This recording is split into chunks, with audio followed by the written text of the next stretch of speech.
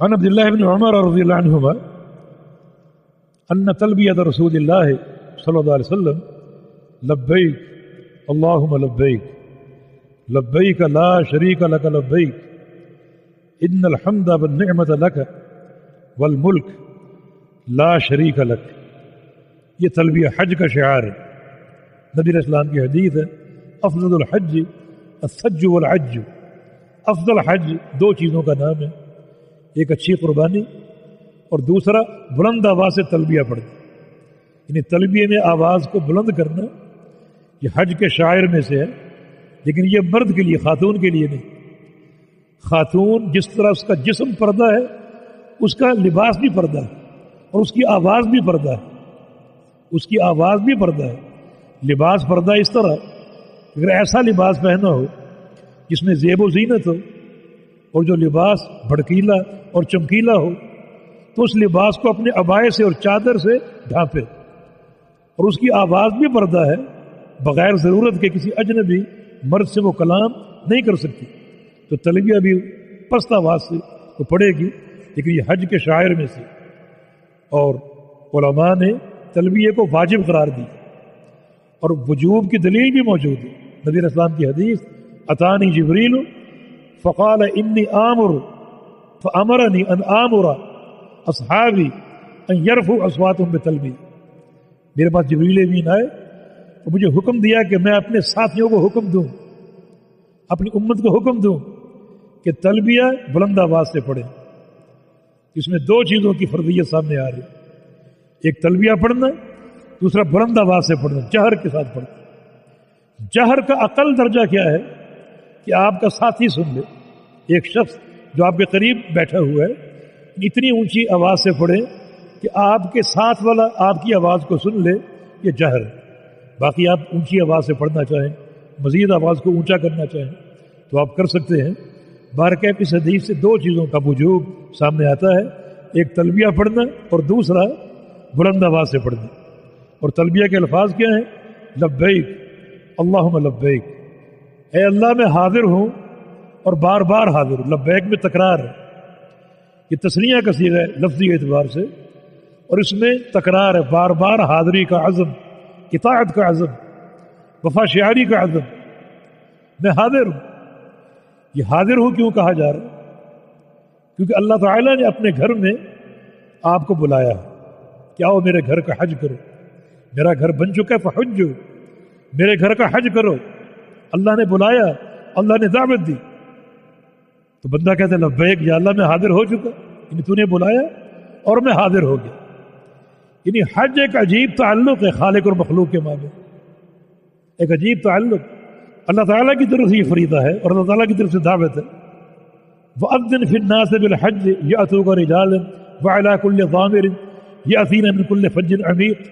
ابراہیم تو نے میرا گھر بنا دیا، اب تو پہاڑ پہ چڑھ جا اور حج کی منادی کر لے، حج کا اعلان کر دے۔ حالانکہ سننے والا کوئی نہیں تھا، وہ پھر ان کا بیٹا اسماعیل تھا۔ کچھ فاصلے پر ایک بنو جرہم قبیلہ کے کچھ افراد تھے کہ اللہ پہاڑ پہ چڑھوں اور آواز دوں، منادی کروں، سنے گا کون؟ وَأَذِّنْ فِي النَّاسِ بِالْحَجِّ، لوگوں میں حج کا اعلان کر دے، لوگ تیرے پاس آئیں گے، یعنی تیرے پاس سے مراد حج کرنے آئیں گے۔ یأتینا من کل فج عمیق، ہر دور دراز کی وادی سے، ممالک سے اور مقامات سے آئیں گے، تو اعلان کر دے۔ ابراہیم نے اعلان کر دیا، سننے والا کوئی نہیں تھا، نہ وہیں آپ کے کیمرے تھے، نہ کوئی ویڈیو تھی، نہ کوئی آڈیو تھی، نہ کوئی پریس کے نمائندے تھے، کوئی سننے والا نہیں تھا۔ اللہ تعالیٰ نے جو آواز پہنچانی ہو، اللہ تعالیٰ قادر، کوئی ان مسائل کا محتاج نہیں، کوئی ان مسائل کی ضرورت بھی نہیں، اللہ تعالیٰ آواز پہنچانے والا۔ کسی شخص میں آواز پہنچانے کی ذاتی طاقت نہیں، صلاحیت نہیں۔ دنیا بھر کا پریس آپ کے پاس ہو اور آپ کی آواز آنے واحد میں کہاں سے کہاں پہنچ جائے، لیکن تاثیر اللہ کی توفیق سے آتی۔ ابراہیم علیہ السلام نے ندا کی، سننے والا کوئی نہیں، اللہ نے آواز پہنچا دی، ایسی پہنچائی افریقہ میں کوئی بھوکا ننگا مسلمان ہے، اس کو کھانا دستیاب نہیں، اس سے پوچھو آپ کی خواہش، وہ کہے گا اللہ اپنا گھر دکھا دے۔ یہ تاثیر کس نے پیدا کی؟ یہ آواز پہنچانے والا کون ہے؟ حالانکہ ابراہیم علیہ السلام جب ندا فرما رہے تھے کوئی سننے والا نہیں تھا۔ اللہ تعالیٰ آواز میں تاثیر پیدا کرتا ہے اور آواز کو پہنچاتا ہے، وہی قادر۔ چنانچہ یہ دعوت اور منادی اللہ کے حکم سے ہوئی کہ آؤ میرے گھر کا حج کرو۔ اللہ نے بلایا، آپ پہنچ گئے، اور پہنچ کر کیا کہا؟ لبیک اللہم لبیک، یا اللہ حاضر ہوں، یا اللہ بار بار حاضر ہوں، تیری اطاعت کے لیے کمر بستہ ہوں، مستعد ہوں۔ لا شریک لک لبیک، تیرا کوئی شریک نہیں، میں حاضر ہوں اور بار بار حاضر۔ حج کرنے والے، تیرے حج کی قبولیت توحید خالص پر ہے، تو نے اقرار کیا ہے تیرا کوئی شریک نہیں، لیکن جو ہی حج کر کے لوٹتا ہے پھر تیرے داتے دستگیر سارے پیدا ہو جاتے۔ کہاں گیا تیرا حج؟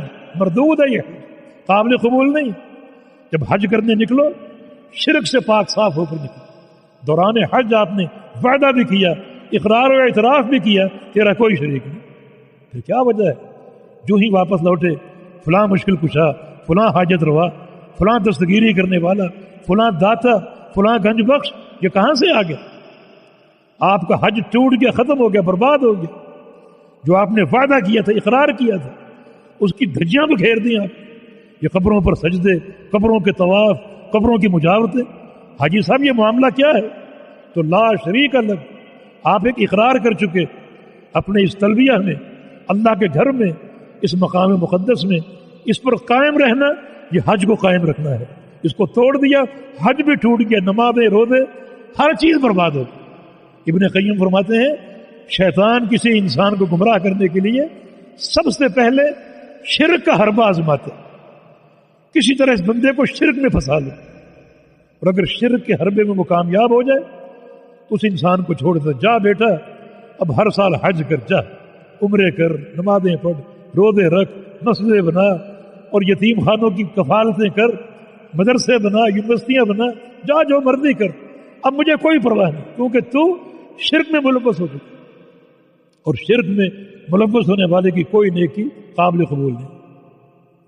وَلَقَدْ أُوحِيَ إِلَيْكَ وَإِلَى الَّذِينَ مِنْ قَبْلِكَ لَئِنْ أَشْرَكْتَ لَيَحْبَطَنَّ عَمَلُكَ، آپ کو بتا رہے ہیں، اے نبی آپ کو بتا رہے ہیں، اور آپ سے قبل ہر نبی کو بتا چکے کہ اے گروہ انبیاء، اے جماعت انبیاء، اگر تم نے بھی شرک کر لیا تمہارے بھی سارے اعمال برباد کر، تو میں اور آپ کس بات کی مولی، کیا ہماری قدر و قیمت انبیاء کے مقابلے؟ تو لا شریک لک، اس تلبیہ کو جو حج کا شعار ہے ہمیشہ اپنے سامنے رکھو، کیا اقرار کر رہے؟ تیرا کوئی شریک نہیں۔ ان الحمد والنعمت لک والملک، یا اللہ ہر قسم کی تعریف تیرے لیے ہے، ہر قسم کی نعمت بھی تیری ہے، اور یہ ملک اور بادشاہت بھی تیری ہے۔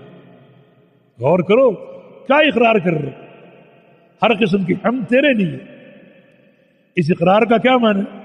اس کا معنی یہ کہ تو ہی ہر تعریف کا مستحق، اور کوئی نہیں، اور کوئی مستقل کسی تعریف کا مستحق نہیں ہے، تو ہی ہر قسم کی تعریف کا مستحق۔ اس کا معنی یہ ہے کہ اللہ تعالیٰ ہر قسم کی تعریف کا مستحق کب ہوگا؟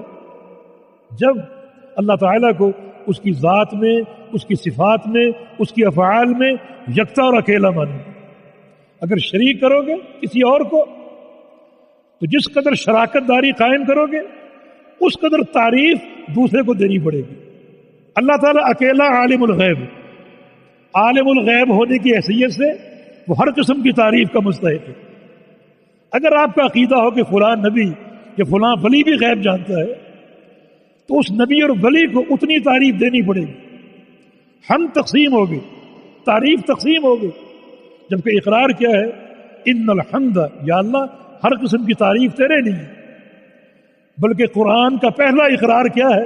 سورہ فاتحہ، الحمدللہ رب العالمین، تمام تعریفیں اللہ رب العالمین کے لیے۔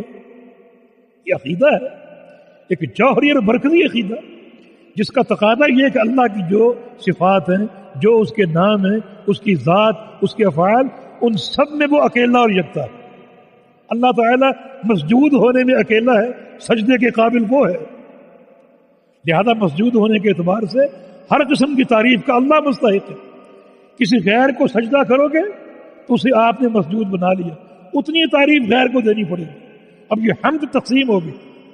اب آپ نے تلبیہ میں جھوٹ بولا، سورہ فاتحہ میں جھوٹے ہیں آپ.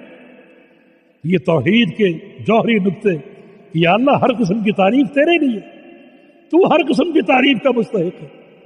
اور پھر نعمت بھی تیری ہے، ہر قسم کی نعمت. اولاد ملے تیری طرف سے، بارش تیری طرف سے، رزق تیری طرف سے، خزانے تیری طرف سے، روٹی تیری طرف سے، پانی تیری طرف سے، کسی اور کی طرف سے.